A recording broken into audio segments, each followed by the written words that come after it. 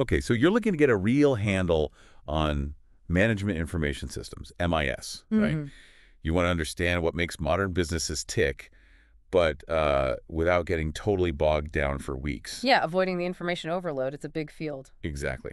So that's our mission today. We've gathered a whole lot of information. We're going to try and boil it down, Right. get to the essential insights. Right. What MIS actually is, its key parts, how it helps management. And, its huge role in today's digital world. Just the core stuff. Let's dive in. Okay, so think of it like this. Any organization, big or small, generates just a ton of data every single day. Right. Sales, operations, customer stuff. Exactly. MIS is the integrated system, the tech, hardware, software, all working together that grabs that raw data and actually turns it into something useful. Information. Okay, so it's not just tech for tech's sake. Not at all. From a business viewpoint, it's really about creating value. You acquire data, you transform it, you distribute it, and doing that well. That leads to better decisions. Better decisions, better performance. Better performance, and yeah, ultimately more profitability. It So- directly links up. So it's active, not passive. It's constantly doing things in the business. Oh, absolutely. Yeah. And MIS is juggling a lot. It's processing data, like constantly. It's kicking off transactions, answering queries that come in, Uh-huh. producing reports, summaries, and really crucially, it's managing and organizing all that data so it doesn't just become noise. It's a real hub. Okay, a dynamic hub.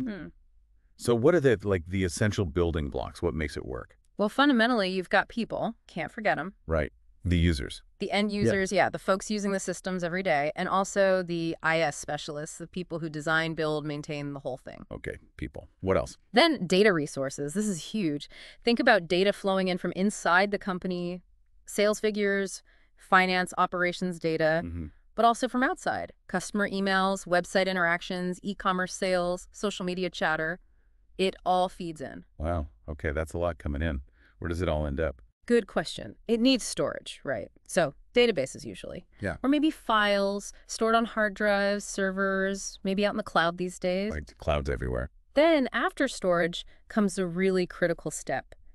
Data processing, taking that raw, messy data and turning it into something meaningful. Insights. Calculations, summaries. Exactly. Analysis, putting it together.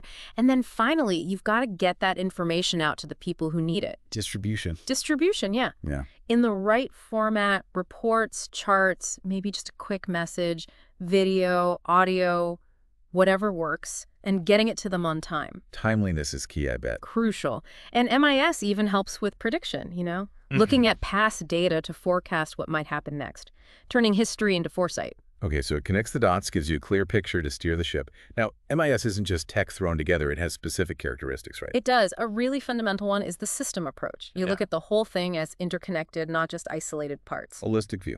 Exactly. It's also obviously tied very closely to management functions, planning, control, operations. It supports all of that. So it's management-oriented, built for managers. Absolutely. Its main goal is to serve their information needs. Other key things, it's usually integrated across the business, often relies on a common database, pulling